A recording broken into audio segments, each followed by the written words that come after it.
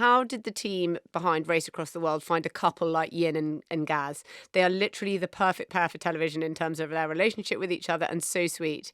Is it luck, or does a casting agent go out of their way to find a team like that? I spoke to their brilliant team on that show. No, there's no casting agent, especially. I mean, there are people on production team who are incredibly experienced in casting. Obviously, they get thousands of applications. People send in videos. People will trawl through those and look for people with interesting stories. Interesting relationships is the main thing on something like Race Across the World. They will invite a number of those people to London. Now, you have to be available for the dates, so you'll be told exactly what the dates are, and your availability will be checked before you come down to London. They'll look at the interaction between the two people. They'll get backstories. That's one of the beautiful things about that show, is how slowly they reveal people's relationships and stories and things that have happened in their life. But they're looking at the interaction, they're looking at the two people, but then they say to everyone, here's a director walks into the room, and they will give them a location in London, which is around about 45 minutes or an hour from the production offices of Studio Lambert. And they will say, we need you to get to that location in the next hour. You're being followed. Your time starts now.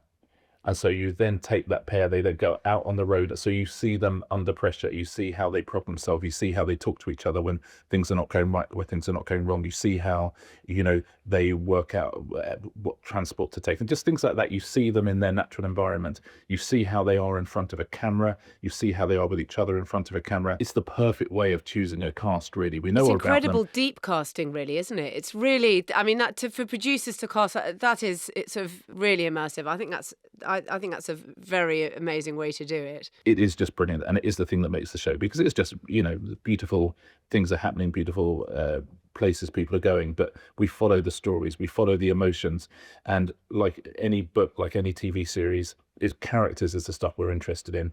They need to find people who are going to endure across a series, and they need to see people's problem-solving experience. But it's one of the hallmarks of so many of their shows, also Traitors, also Gogglebox, that sort of deep casting. You're not just picking the first sort of really pretty good or great people who come along. To have probed so deeply before you go anywhere close to air is really interesting, I think. And it's different, a lot of reality casting is who are the most extreme characters. Yeah. And certainly was, 15 years ago, it was, God, who's going to be noisy? Who's crazy?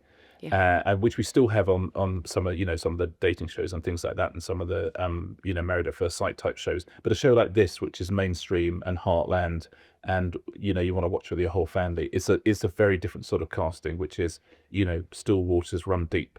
It's not just who's the noisiest. It's where are the stories, where's the heart, and where are the relationships. And it's so much better for it. It's so much better for it.